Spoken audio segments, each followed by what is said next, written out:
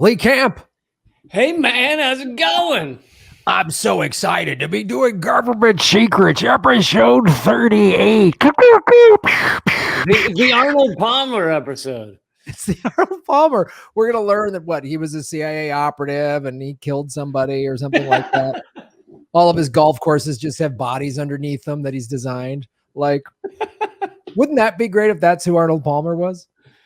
I love the description that we are a nice, refreshing Arnold Palmer on a hot day.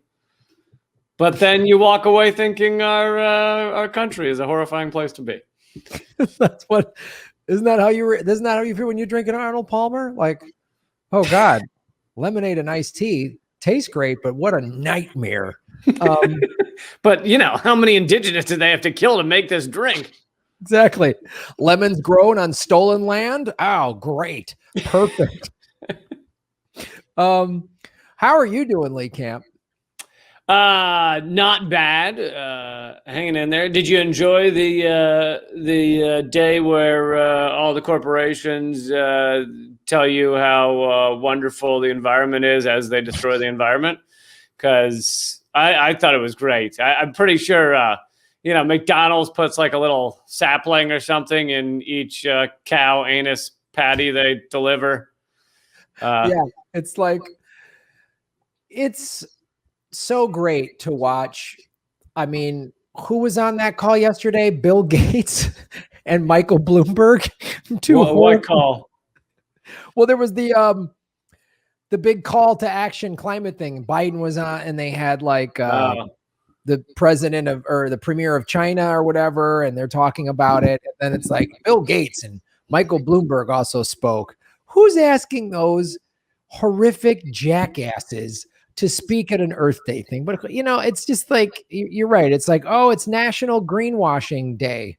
Like, yeah, we want to save the planet, but also nobody discussed capitalism. Nobody discussed consumerism. Nobody discussed the military-industrial complex, the largest polluter as an organization in the world. Nobody discussed any of those things, but we're going to save the planet. Yay! And some big awful corporation is going to spend $5 million, which is like 1% of its annual revenue or something like that, on green initiatives. Oh, what are those? Just putting leaf stickers on some bottle of bullshit or whatever. Like, more natural resources used. We're going to use 20% less plundering of the earth to make some dumb tech product you don't need. Yeah. And, it's like all of the scientific studies show we have to stop all fossil fuel use today. So we are putting forward a plan to have our fossil fuel use cut in half by 2050. I know. It's like you act like you care about science, but they're like, so because we care about science, we'll put forward this plan that won't save us at all. Well, and you see too, the long con of why the ruling elites actually they loved having Donald Trump in there, because he was so just like, yeah, we're going to drill everything, open up historic landmarks and turn them into malls or whatever. Climate change isn't real. I'm nuts. Yeah. So now, the boutique left, the vote any blue will do crowd can go back to brunch knowing that Joe Biden is going to use his incremental centrism to delay our death by about 10, 15 years. Yeah. If the planet is a house on fire, do you think you'd see like a fire hose that says incremental centrism written on it? Like it's a little dribble. There's a little drip coming out of the end of the fire hose. Yeah. But no, so the vote any blue will do crowd go, well, Trump was throwing gasoline on it, so this is better than Trump. I get, but we're still going to die in the fire, right? Like we're all dying. The house is going to murder all of us. Oh, great. Yeah, the way I described it, I think a while back, was it's like you have the two options between the Democrats and Republicans are a car, two cars flying towards the edge of a cliff, just like fucking pedal to the metal, 100 miles per hour. They got one, half a mile left before the edge of the cliff. just flying towards it. And the Republicans are like, let's drive straight at it. And the Democrats are like, let's drive 3 degrees this way. It's like, it's not stopping it at all. It's just, and then people go, well, 3 degrees that way is better than driving straight at it, right? Better than, that's not, dying slowly is better than getting your brains blown out. But they're still dying. Yeah, it's all this. I remember saying this during the primary, listening to Joe Biden's, he said we need a middle ground on climate policy. And it was like, it's all this bullshit. Oh, we're back on the Paris Accord and cutting emissions by 2050. Like, that's not, it's too late. This policy, Joe Biden's climate policy, would have been amazing in 1982. Like, that would be dude, and through the 80s or 90s, the Republicans were doing speeches like, Al Gore wants to save a bird. Yeah. Like, and look, Al Gore's a monster, but it is true that he was trying to talk about the environment more than others. Yeah.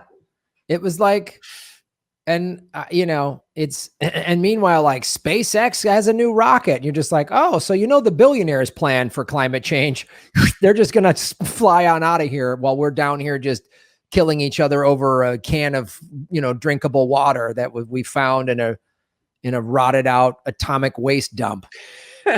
Yeah. The Ted Cruz flight to Cancun was that was the test trip. That was the sampler of the escape plan. It's like, so on the news yesterday, I was like, oh, look at these spacesuits that all these billionaire assholes are going to wear while we're down here just fucking eating each other. Oh, look at, they made these. Thanks, Elon Musk. Well, yeah. And I saw another article that was like, Elon Musk is how he decided to give so much away to charity. And it was like, he gave $10 million. And I'm like, but as a percentage of his wealth, that's like me giving $5. Yes. Over the course of a year. So that's like a nickel, like at once a week or whatever, you throw in some can of some homeless guy and go, I'm doing my part. And we're all supposed to go, wow, what a hero. Like, billionaire who could end homelessness. Yeah. Yeah. So what fun Arnold Palmer drinks do we want to talk about today, Lee? Oh man, we got some good ones. We're going to cover that time when when Philadelphia bombed itself. So I thought that would be a good one. But I thought only repressive regimes did that to their people. I didn't think freedom did that to freedom. Yeah. Well, it was an accident. We pushed the wrong button or something. There was a drunk guy who had a few too many, and just look. I had 2 duffel bags in the helicopter. One was like, water and treats, and the other one was candy and teddy bears. Candy and teddy bears. And I was like, I was going to throw the candy and teddy bears one out to the move people. And they had some walking around money. And the other one was, I was moving from my brother's place, and I just happened to grab his bag of dynamite. And I just I was supposed to put that in I have a storage container, and I put it in the helicopter, and I got mixed up. And then the door opened. I was like, boinks, and it fell out, and it was windy. And my wife had said, are you sure you want to have all the same duffel bags look identical? And I was like, sure, why not? What problem could that cause? Honey, can you buy 5 exactly identical duffel bags and put wildly different things in them? One of them could be potentially dangerous. Yeah. So shall we start that one? Let's do the move. All right. So, folks, for those of you who don't know, this is one of the few times that America has bombed America in America. I know that we recently discussed a time, and I was a little confused as to whether it was the only time that America had bombed itself, because I remembered that there was also the move bombing. This was in West Virginia.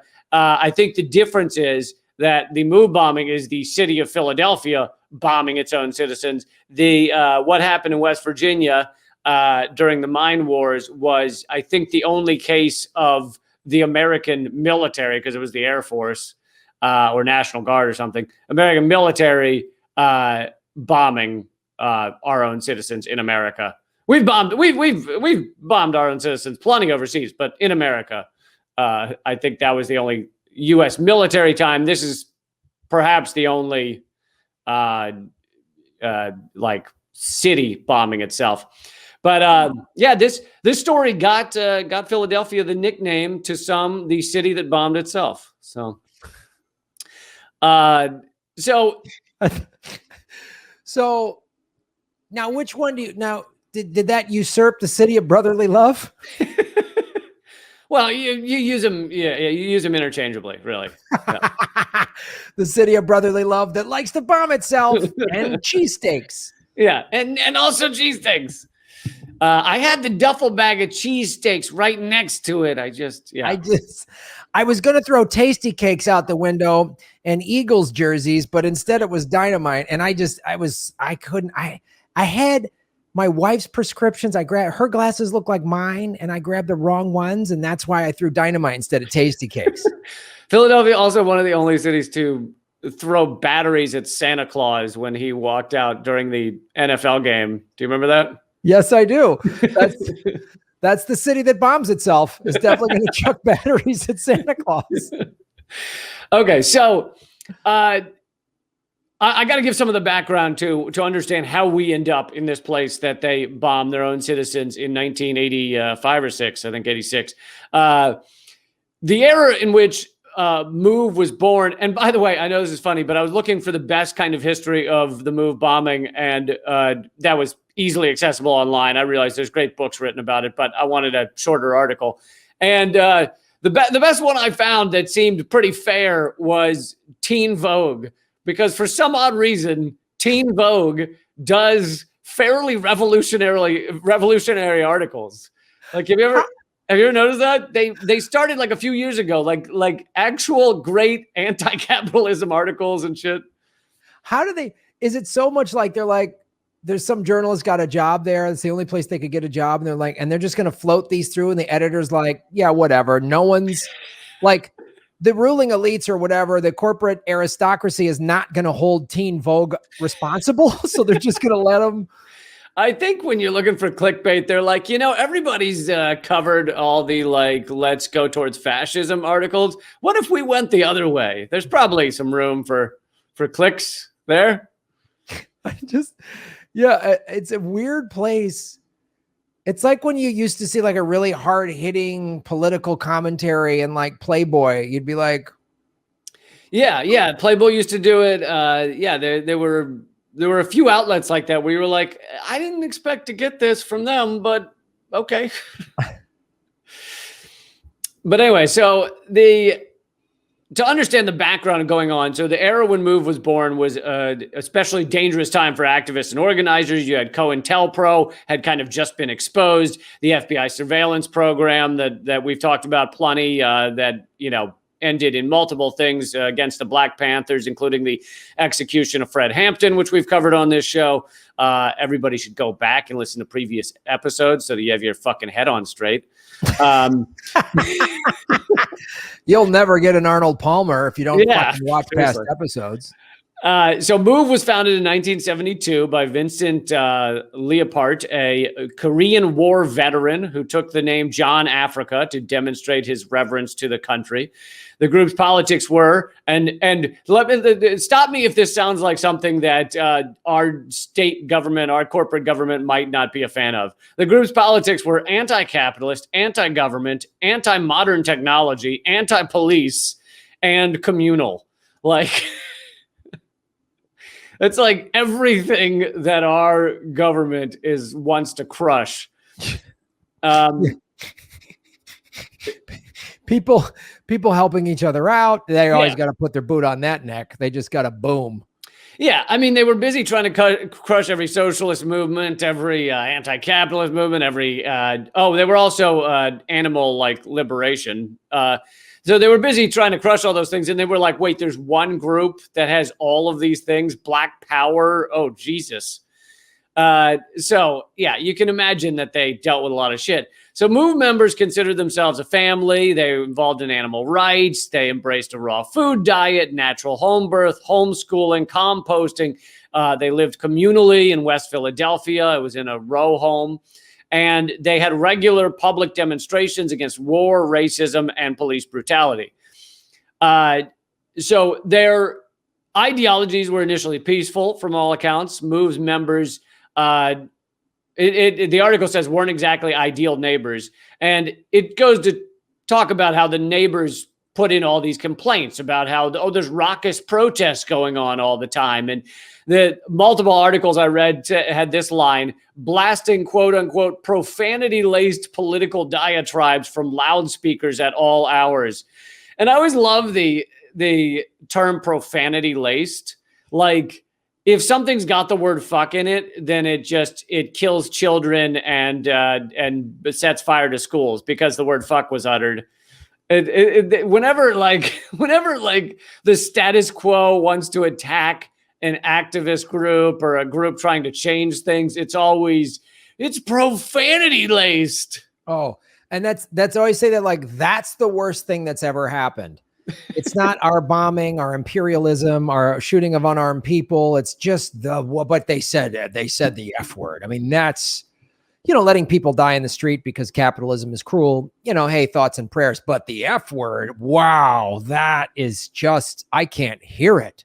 Right. And I would imagine if you were a black liberation group in the 1970s, the shit you'd seen, I mean, not to mention today, but even, especially then, the shit you'd see, you probably wanted to say things like fuck the police every once in a while. Once in a while, when you saw just them abandon the Constitution and democracy to do whatever they wanted, I might, the word motherfuckers might pop into my mind. might pop out a couple of times. Yeah, you'd only gotten the vote a few years earlier, and you'd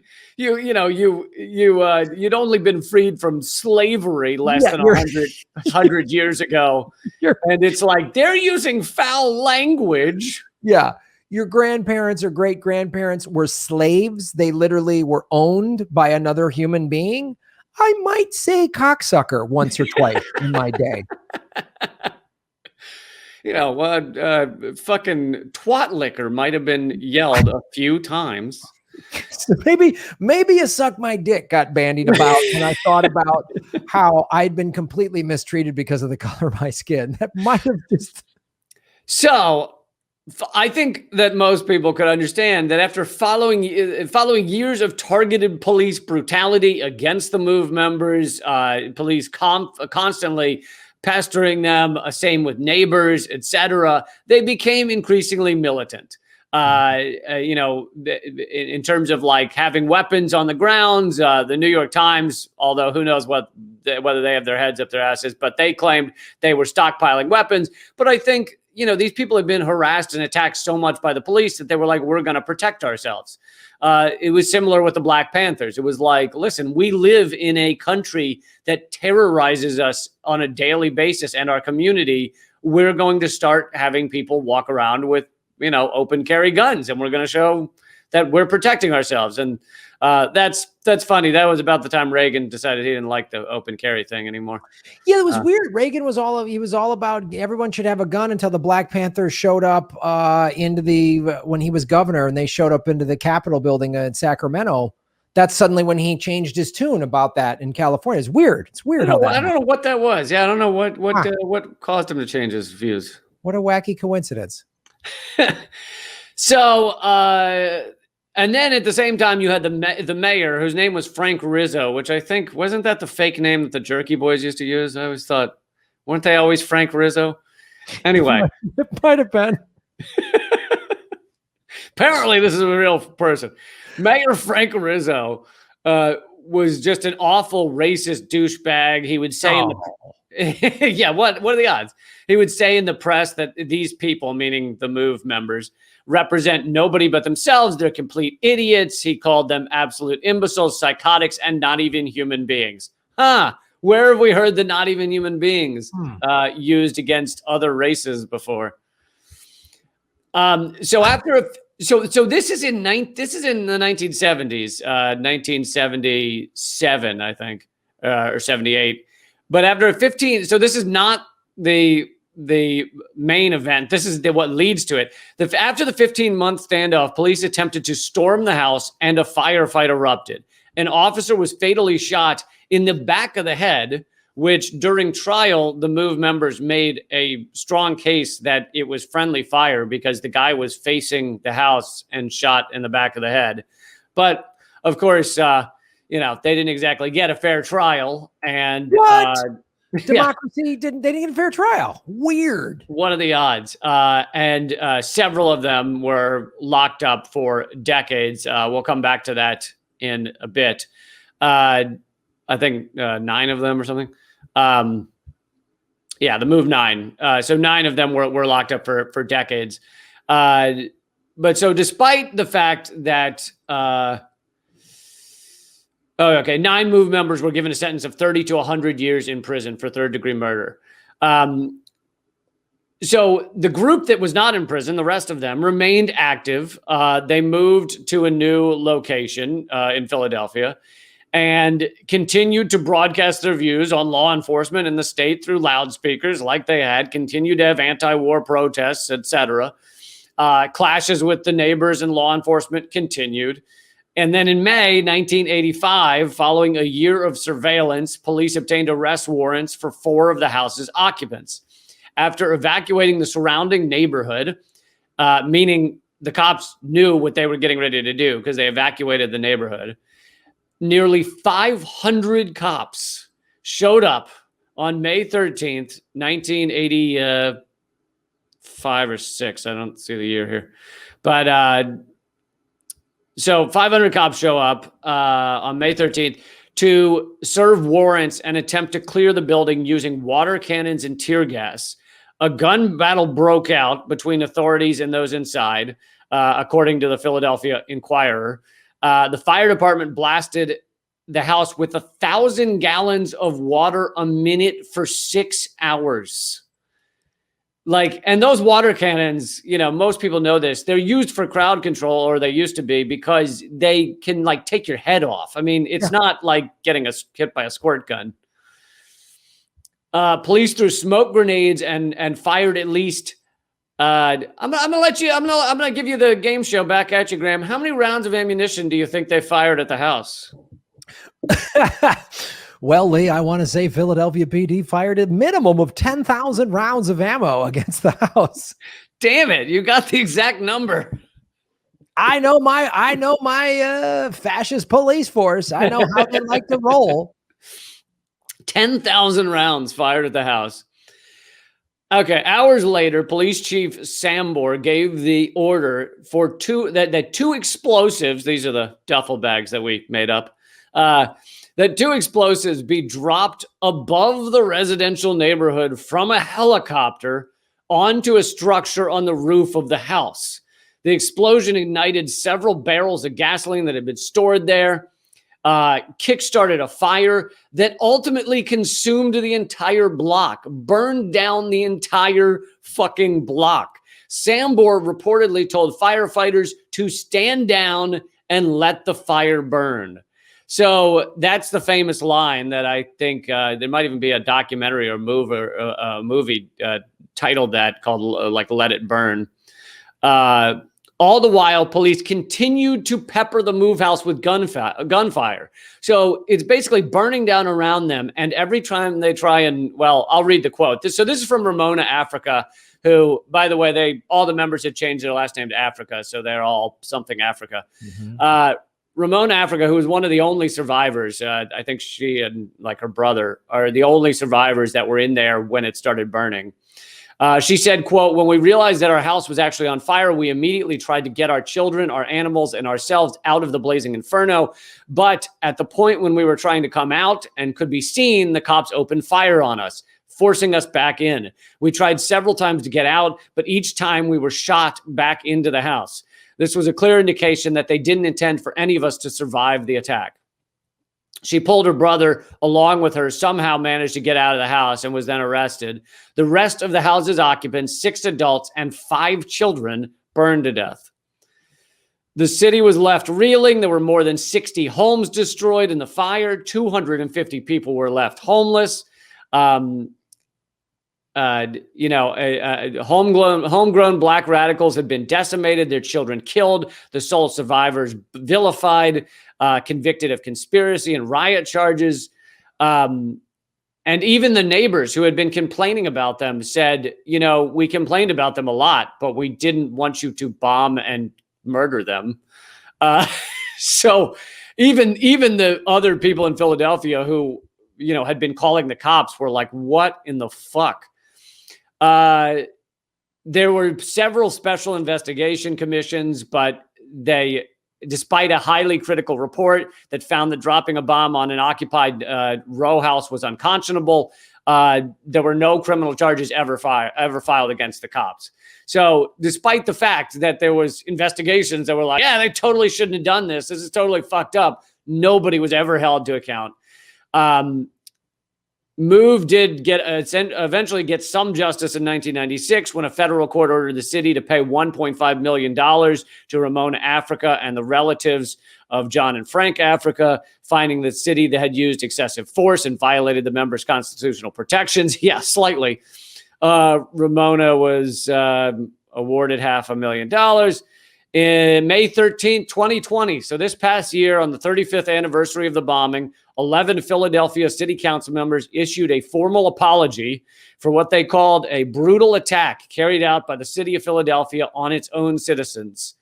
They apologized. Thank goodness. All better. It's all better.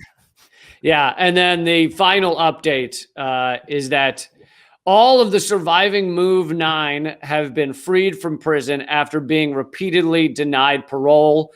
So they were up for parole in 2008 and they kept being denied parole, kept in prison, basically for being attacked by the police. They were just endlessly kept in prison. 2 members died while in prison.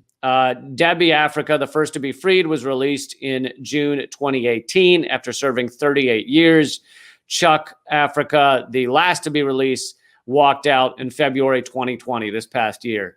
And Move is still active. You can still find stuff by them online. The one member that people kind of associate with Move, although he wasn't, I don't think he ever lived in the house or anything, is that's still in prison, is Mumia Abu Jamal, who is, well known. We could probably do a segment on him sometime. He's been on death row for decades, and he was also a powerful black spokesperson around the same time, arrested for killing a cop that he says he was not involved in at all, and it seems likely to have just be like, hey, a cop was killed, let's go get the guy we hated anyway. So he's still in prison, and he actually just, I think last week or something, underwent a very serious surgery. So everyone's pulling for him, and the Move 9 talk about, or the remaining Move 9 talk about Mumia a lot. So, I mean, basically this is like one of the last, if you look starting from the 60s, with, Malcolm X and MLK and Bobby Seale. They've just killed or jailed all of the black leaders. As Cornel West calls them, the black prophetic class, which was largely just destroyed in one form or another. Yeah. This is what they were like. We can't let them. We talked about Fred Hampton. We could go on down the line, and the Move group was like, oh, the last of them, because this was what? Fred Hampton, Huey P. Newton, MLK, Malcolm X, Mumia Abu Jamal. Yeah, you can go down the list, and they all had their lives destroyed or arrested, or you can destroy a person's life in a lot of ways. It's not just arrest or killing, but yeah. But they sure did like killing. Yeah, they did a lot. They did like killing, yeah, and in this case, actually bombing, literally a house in Philadelphia. And a lot, I had heard, because it's not like I studied this stuff like in college or anything. So my education on, all of the stories we've been talking about so long on this podcast, it has come, in various reading, various things. And so I'd heard a bunch of people mention the, move and the Move 9 and the bombing. But I never really, until the past few years, never really like looked up the details and kind of thought, oh, well, they must be exaggerating. The police wouldn't bomb a group of citizens in the United States. No. It must have been like they got the duffel bags confused or something. It had to have been. It had to have been. He thought he was throwing out tasty cakes. It had to have been that. There's no other way. He's like, these are the this is going to be for like our t-shirt cannon at a Sixers game. And oh, whoops. Oh, it was bombs. No, not that one. Oh, that's why their mascot is the Philly Fanatic. He's always screwing up his bombs and his t-shirts. And it's like they put that guy in charge of the duffel bags. Like, oh, zoink. Not again. Philly Fanatic, boy. But yeah, this is yet another case where it's like, that couldn't possibly be true. And then you look it up and it's like, not only is it true, but the fucking city has now apologized for it, meaning they're not calling it a conspiracy theory. They're saying, yeah, whoops, sorry we bombed those people. Sorry we killed children because we were upset that these people wouldn't come out of their home and let us arrest them for trumped up charges. Like, I mean, it is amazing that every time you think this shit can't be true, it is very, very true. Very true. It is very true. And the fact that the city owned it. So now, like you said, no one can say, well, there's two sides to that. No, there's not. The city, the apologies and the getting the people out of prison. Okay, that's nice. At least they owned it. How come no cops or firefighters or police chiefs or fire chiefs who implemented these murderous plans? Yeah. Are they in jail, or do they get to go to jail? No, I don't think they get to have that experience. Oh, they don't get to have that experience. They should have a diversity of experiences in their wonderful life. Yeah. We talk about this again and again, how the powerful in our socioeconomic system, whether it be cops or CEOs or judges or whatever, when they violate the law, when they, kill tens of thousands of people like the Sacklers have with the opioid epidemic, none of them go to prison, really. You have this, rare exception where once every 30 years where you go, what about Bernie Madoff or something? But in general, none of these people ever see any prison time because even when they're caught, even when they're prosecuted, they are still the ruling elite. They still own the systems, and the system is not going to put one of its own behind bars. This is an oligarchy. It's an entrenched ruling class that own each of the structures that would give quote unquote justice, dispense justice. And so it's like the best you'll get is like, oh, well, they had to pay $1 billion fine. Yeah. Well, are they still incredibly rich? Oh, they are. Okay. And they're free. Okay. Well, and Bernie Madoff, the only reason he went to prison basically is because he gave himself up. I mean, and they really stole from the rich.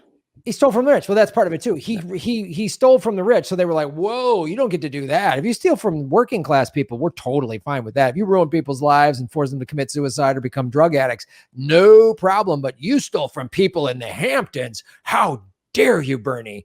So he just died in prison last week. And, good for him. He's in hell now. In a way, you kind of got to feel bad for him because what he was doing is actually how the entirety of the stock market works. He just did it. He just did it more boldly in a way that can collapse very easily and lose all of the rich people's money. Whereas all of the rest of the stock market, which is literally lying to people so that you can keep a Ponzi scheme going, that's all fine. Well, the other thing too, I mean, he was in jail when the housing crash hit, and he said, what these guys did on Wall Street, they're just doing that's what I did. They're doing the same thing, but they're not held accountable. Yeah. He was like, why am I in jail? I mean, if I'm in jail, fine. I know I committed these crimes. They should be in jail too. None of them. I mean, Obama locked them all up. Oh, no, wait. I'm thinking of Iceland. Yeah, yeah. I always confuse Obama and Iceland. They look very Yeah. similar, you know. They've kind of cold face. Yeah. Yeah. No, to shrink this down to a understanding that is way too simplified, way too reductive. It's exactly the same, because the banks, not only did they lie to get people to sign the predatory lending and all that shit, but they lied. They put these loans that they knew were on the cusp of collapsing, because these are relatively poor people who can't, there's no way they can afford these things. They put them into tranches, into boxes, and said, oh, well, if you put all those shitty loans that are totally going to fail into a box and it's together, then you can market prime fucking, lending, that where people can then bet on it, because we can market, which is lying. There's no other way to call it. It is lying to investors to say, yeah, bet on these loans because they're whatever, AAA or whatever. They're great loans. It's like, why? Because you put them in a box and marked them great loans? Like, how is that not exactly what Bernie Madoff was doing? Just lying to people in order to keep the money coming in. Yeah. It's like a meal deal at McDonald's. You just put all this crappy food together and slap a smiley face on it. Slap a smiley face and go, you save 60 cents if you bottle it, if you get it all together, and then you can supersize it. And everyone, well, what a great deal. Yeah. I don't understand when I have diabetes. So it's really, it's really great that we live in the best country in the world, Lee. It is the best country in the world, And as we're going to get into story number 2 here, we make other countries not the best countries in the world, because they got to be second to us, but we make all the other countries second best to us, which is nice of us. It's the best that what we do. So when I was looking for a story to talk about today, first I just typed in, and this will be for a later episode. I love every week you tell us your like dart thrown at the dartboard, seeking of stories. Government secret roulette. That's what I call it. Segment 2. Beep, beep, beep. Graham typed in. First thing I typed in, I just went. So I let my cat fart on my keyboard, and that turned up CIA Operation Mongoose. I literally just let a cat walk across my keyboard, and there's how I found it. And it's literally just like meow, meow, meow. And then, hey, I typed in toxic waste cover up, and I thought, what's a good location? I just went Texas, and all of these came up for Texas. Fantastic. And the most recent one is in Dallas, and there's like of course it's in a neighborhood of color, a poor neighborhood. We'll just dump it there. But I was like, oh man. So then I thought, there's so many in Texas, like literally the whole state has toxic dump cover up, the whole state. And I was like, wow, that's a whole nother episode. So then I just went, well, immigration is really big in the news. And one of the things that they refuse to cover in the immigration crisis is how we've completely destabilized Honduras to force all. Why are people coming here in droves? Because we keep destabilizing and crushing countries. Yes. So as a fan of history, I then just put in CIA coup, a US coup. And then I thought, let's pick a South American country. And I thought, well, my name starts with a G, so let's do Guatemala. And sure enough, there's a Guatemalan coup from 1954, Lee, this was the CIA really in it. Those are the golden years of coupping for them. 53 and 54, they had Iran, they had Mossadegh, and now they went to. Oh man, they were a regular Dove family back then, just cooing all the way to the bank. They were just so and. I like finding, and a lot of people go, Graham, stop using Wikipedia for these. Well, here's why I like using Wikipedia. Not because it's like the most trusted name in news or anything like that, but because I'm like, if Wikipedia is showing all of this, it shows you that these government secrets that we do on this show are readily available for just research. Right. It's Wikipedia has increasingly become kind of like the neoliberal history of the world. But if we can look to Wikipedia and say, look, even in their view of the world, we created a coup in Honduras and destroyed their society, then it's like we don't have to sit here and go, okay, everybody, if to find out about this coup, you got to go to blogspot.clownpenis.honduras.holyshit.go. And then you will learn the truth about Honduras. Right. It's like, and the fact is, so you'll learn the truth about Honduras, you learn the truth about Guatemala. And then of course it's the question that you and I bring up on our respective shows on a daily basis, which is, so if this is this easy to find literally by having my cat walk across, I don't own a cat, but if I did walk across my keyboard and find Guatemalan coup, why can't the mainstream corporate media go more into this history? Why isn't every time they talk about the immigration crisis, they deliberately do not talk about any of America's sanctions or history of sanctions and coups and wars that create these situations? Like, I think that's one of the most important points. And it was amazing. What was it, like 2 weeks ago, where AOC put out one of these Instagram videos where it's like up her nose. And I don't know why people always, not just with her, it's like everybody wants to do the video where you got the phone up your nose. And she did one of those videos where she goes, listen, in order to understand immigration, we have to understand American imperialism. We have to understand what we've done to Latin America or something like that. And I'm like, damn straight. And yet you won't speak out about Venezuela or like Bolivia or Ecuador. It's like, how can you fucking make that video? And then when someone asks you point blank about what we're doing to Venezuela, you go, I have to read about that or something. I'm studying it. It's like, it's almost more infuriating to hear someone say that than to hear like a Ted Cruz be like, we send them candy and roses all day long. That's all we ever do.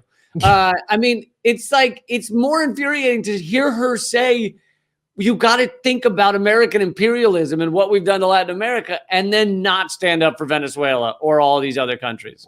That's her biggest crime. Like, is like Ted Cruz and Lindsey Graham and them, they're just maggot-ridden pieces of shit, and they make that obvious every day. They're my enemy. They've never done anything for me. They don't care about me. They've made that clear. AOC's worse because she says, oh, I'm going to fight. Let's talk about American imperialism. And oh, she's so honest and using, but then it's a deliberate scam because in this Instagram or when she's on Twitch and she's so young, millennial, in touch with the people, she deliberately won't bring up that Juan Guaido is a fucking CIA puppet. Like, I'm just sick of it. Don't bring this thing up and then talk about half of it. Like, I'm sick of it. Immigration crisis. Look, what's happening at the border is bad, but people were ripping babies out of arms with Trump. I did a video showing all of the egregious shit that happened while Obama was the president because he built these. Like, I'm so tired of her, man. She's such a waste. And especially when you can go in my back catalog, your back catalog, and all of the videos that we talked about. Jimmy, everybody saying, man, AOC, this is the future. This could be some real change, man. What maybe? And shut it. Take your Twitch page and eat it. I don't want to listen to your bullshit, half gaslighting nonsense anymore. You fake working class person, rich kid. Shut up. Anyway. Well said. Thank you so much. Everybody have an Arnold Palmer. I'm glad we got that off your chest. Let's go to the 1954 Guatemalan coup d'etat, ladies and gentlemen, codenamed Operation PB Success. You know how I love an operation, Lee. You know how I love an operation. You do. It was a covert operation carried out by the the CIA. And here's the thing that's going to be so great about this one. This is why I love doing an Operation Bingo is some of our old favorites are going to come. You're going to hear some of our old favorites, Lee. But I feel like this is the worst job they've done naming this one. You know, this isn't Operation Monkey Paw or something. This one, PB Success, is really boring. They need to have better names for them. I know, and they capitalize the S in success, so it looks like PBS Success. So it's like public broadcasting. PBS Success. Just sunny day, having a coup is a. But I mean, Sesame Street was very big back then. So yeah, Sesame Street was very big back then. All right. It was deposed, and it's going to be classic CIA, deposed democratically elected Guatemalan president Jacobo Arbenz, and ended the Guatemalan Revolution. So people wanted freedom, so they ended it. No freedom for you. And it installed a military dictatorship of Carlos Castillo Amas, the first in a series of US-backed authoritarian rulers in Guatemala. So we've been backing awful people since 1954. But before that as well, but yes, right now we've gone back to 1954. Yeah. But so this was done under Dwight D. Eisenhower, and who was our Secretary of State that was a big advocate for this coup d'etat? Do you want to guess, Lee Camp? Is the name Dulles involved? Oh my God, how did you know? How did you know that every time something horrible happens, that guy's name pops up and he gets an airport named after him? Huh. It's really fantastic. It's always the same names. It's CIA, it's Dulles, it's all these awful, awful people. But the Guatemalan Revolution began in 1944 after a popular uprising toppled the military dictatorship of Jorge Ubinco.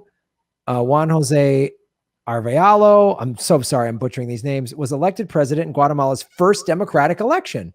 Sounds just like we did Mossadegh. Same playbook. Yep. He introduced a minimum wage and near universal suffrage. No, you can't. You really can't do that. I mean, you can't just run around giving people a minimum wage and expect to not be killed or dethroned. I know. If you're going to help out working class people, you better expect one between the eyes. I mean, how dare you?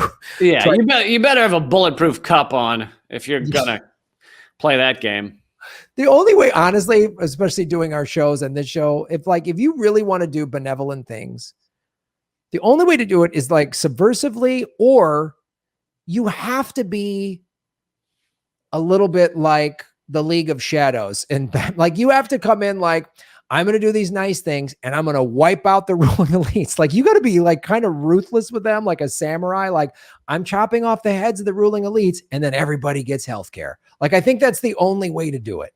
Yeah, either you trick them into healthcare when they're not looking, right, or you just go all out. Yeah, yeah. I think you have to just round up the ruling elites and put their feet over coals. I was going to say, be careful what you say here, because I don't know if they can demonetize your demonetized channel, but they'll find a way. I'm just saying, I don't support that idea. I just think that would be a fun movie script. That's all I'm talking about. So he introduced minimum wage, and he turned Guatemala into a democracy. How dare you? How dare you do that? And America, right? I mean, we can all agree that that's a bit cunty of him. Okay. We can agree on that. I think that's probably what Dulles said to Eisenhower. And it doesn't sound weird or hypocritical at all that America is supposedly the seat of democracy, then goes to depose someone who's in charge of the first democracy after a military dictatorship. That doesn't seem odd to you, does it, Lee? Or, I mean, I'm sure it was an accident. It was probably a duffel bag situation again. Probably one of the duffel bags again had teddy bears. The other one had a US-backed coup in it, and they just got them mixed up. No, not the coup bag, the democracy bag. You did it again, Philly fanatic. He was in charge of this coup too. Oh, he was after this guy put in democracy. Oh my God. He was then succeeded by Arbenz in 1951, who instituted land reforms, which granted property to landless peasants. Ooh, that's another crime. That's a big bullseye painter right there. I mean, if you do anything that causes a peasant to go, I kind of like this guy, then you're fucked. You're in trouble, because the U.S. will not put up with that. It's not just the U.S. I mean, look what they did to Jesus. He came down and was like, let's help the less fortunate. They nailed that guy to wood. I mean, every time somebody like that shows up in history, it's like, ugh, like Yeah, You no, I mean, if you show, especially if you're living the way that, you know, of the poor. Mhm. If you're not rolling around in a Benz, then and you're saying I think the peasants should be treated better, then you're really in trouble. You're really in trouble. And if you're rich and privileged and you say that, oh man, are they going to come for you hard? I mean, just ask the Kennedys. So The ones that are left. The Guatemalan Revolution was disliked by the United States federal government, which was predisposed during the Cold War to see it as communist. Oh, so it's that old. Oh, they're red. Go get them. Yep. No, they have a democracy and they're helping the peasants. Well, that sounds like communism to me. Wait, I love how Eisenhower gave a speech when he left about the military-industrial complex and how dangerous it was. Yet he also was like, "Yeah, go ahead and coup Honduras. That's cool." Yeah. It's like a retiring UFC fighter saying the head trauma in the cages is really not good. Saying I think what we're doing is harmful for children to be watching this. Yeah. But I'm retiring. I'll see you later. Good luck, everybody. Pay-per-view next weekend. It's just like, the perception grew. Gee, I wonder how it grew. How did they grow the communist perception? I'm sure there wasn't propaganda or nothing. When he was elected, Arbenz, and formally legalized the Communist Guatemalan Party of Labor. So again, just the Labor Party, but evil communism. The United Fruit Company. Oh, come on now. Now we're getting into Smedley Butler's reign. Yeah, we may need to do a whole segment on the United Fruit Company. Yeah. Whose highly profitable business had been affected by the end to exploitative labor practices in Guatemala, engaged in an influential lobbying campaign to persuade the U.S. to overthrow the. So again, right. So go ahead. The United States military ultimately taking its orders from a corporation that just didn't want to spend more money on labor or give up land to the people. Yeah, I mean, so to clarify some of what they're saying there is the United Fruit Company was connected to the oligarchy in Honduras, Guatemala, and in some of those other countries as well. And these people had gotten incredibly rich by producing and selling this fruit, initially probably was slave labor, then became, very, very poor laborers. They get immensely rich. That allows them to basically control our government and our government to control other governments. And so when any one of these countries would stand up for themselves and throw out the entrenched oligarchy and say, hey, we want to give this land that is owned by, quote unquote, owned by the United Fruit Company oligarchs, we want to give some or all of that back to the people. These, fruit companies or sometimes other companies would, go to the U.S. government and say, this is unacceptable. They're kicking us off our fruit lands where our slaves are busy picking our bananas. And then the, U.S. would send the CIA down to make sure things got back to copacetic. Yep, that's what they do. That's what they do. So, let me go back to this now.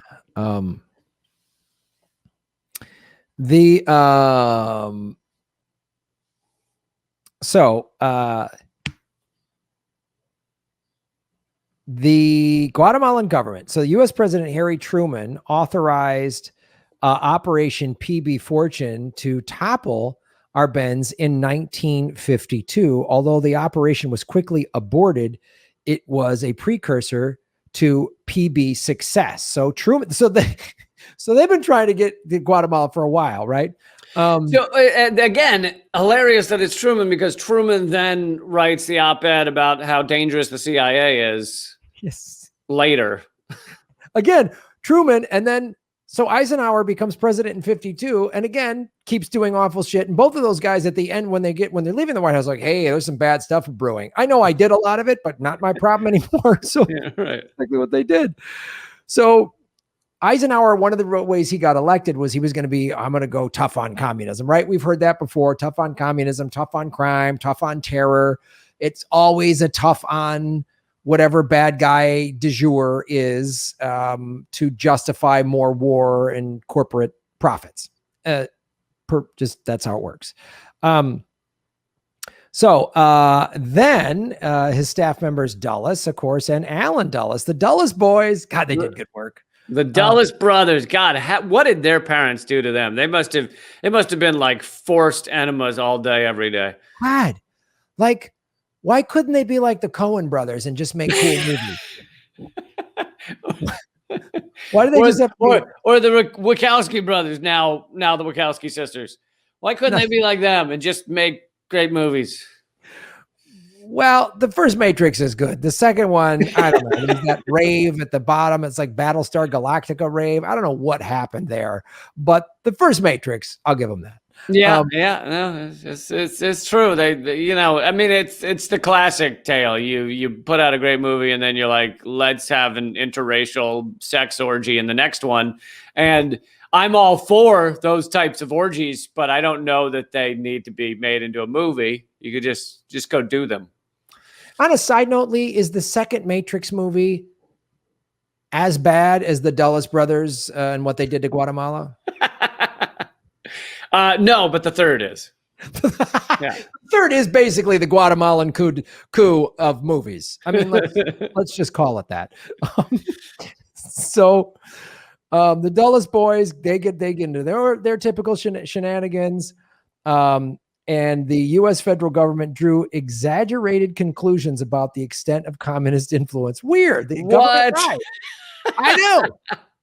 Like, maybe they just drank too much coffee that day when they wrote the report. They're like, there's so much communism. I was like, oh, I shouldn't have had all that coffee. I don't know. Is it that they just grabbed the wrong duffel bag of reports and this one has too many communism? They grabbed the wrong duffel bag of things they were snorting. They thought it was fun mix or something, and they thought it was Pixie Sticks, and it turns out it was straight up Coke. So really, so much of America's imperialism is just wacky mix-ups, like an episode of Three's Company or something. You know what I mean? Yep. Oh, I thought Pixie Sticks. Oh, those aren't Pixie Sticks. That's my cocaine. What? You told me too late. Now we got to say communism is everywhere. Once again. So Eisenhower authorized the CIA to carry out Operation PB Success in August of 53. The CIA armed, funded, and trained. Again, they got the same playbook, the CIA guys. Turned a force of 480 men led by Carlos Castillo Armas. The coup was preceded by U.S. efforts to criticize and isolate Guatemala internationally. Wow, that doesn't sound like what's happening in Venezuela or Honduras at all, right? No, sounds completely different. No, yeah, it is completely different. Thank God the corporate media doesn't keep bringing this up, showing how awful these coups are, that they just keep this quiet. And the only way to find out about this is to have a cat walk across your keyboard and find a Wikipedia page. The only way to find out about this is to listen to a podcast by two dick brain comedians who decided to reveal it to the world. Two comics who got into comedy probably just to get drunk and get laid, and now are forced to carry the weight of truth on their shoulder because they can't get jobs in show business. Guys, we just wanted to get drunk and get laid, and here we are, fucking the last bastion of the true history of America. I just wanted to travel around, have pretty girlfriends, go surfing. And what the fuck now? I got to talk about the Dulles boys' fucking reign of terror. Jesus.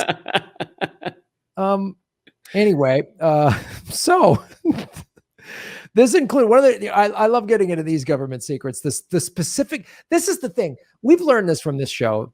The CIA's, some of their tactics are so bizarre and insane. Oh, right? Yeah. So this is what they did in Guatemala. They had a radio station which broadcast anti-government propaganda and a version of military events favorable to the rebellion. So they just put out fake news. Like they're doing now. Yes, like they're doing now, claiming to be genuine news, as well as air bombings of Guatemalan City and a naval blockade. The invasion force fared poorly military and most of its offensives were defeated. However, psychological warfare and the fear of a U.S. invasion intimidated the Guatemalan army, which eventually refused to fight. So we're not bullies at all. And they tried to arm the civilians, and that failed. Because people were just terrified. Before resigning on 27th of June, Castillo Armas became president 10 days later following negotiations in San Salvador. Yay! We did it, America! And everyone was happy, and we brought democracy and freedom to the world.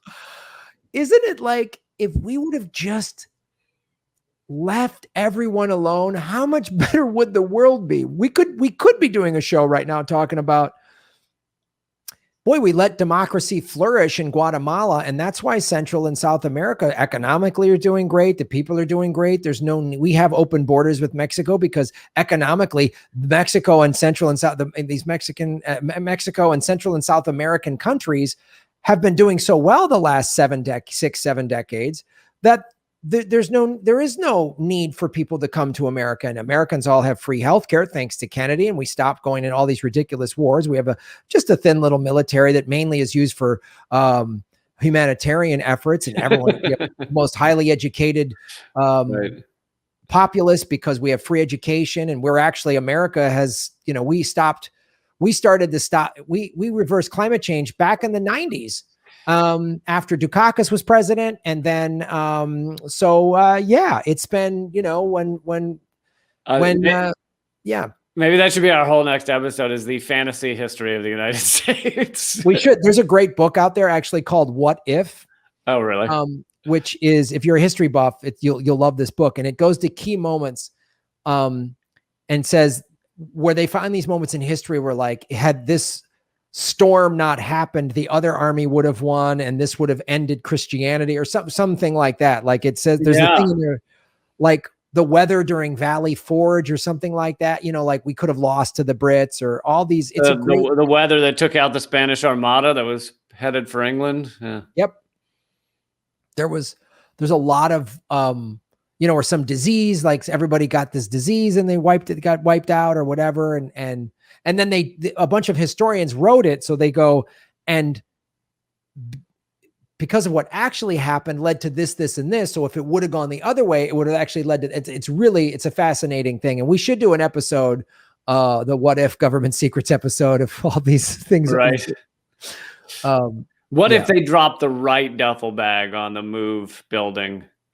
If the teddy bears had rained down, there would have been understanding and peace within the city of Philadelphia. Yeah, would have been very different. Yep, it would have been very different. So that's my Guatemalan government secret segment. Beep, beep, beep. This episode went a little long, I know, but hey. Thanks for being with us, everybody. My stuff, well, first of all, go back and listen to all the previous episodes if you haven't already, because, with the exception of the opening 10 minutes, they're all pretty much evergreens, so you will enjoy all of them.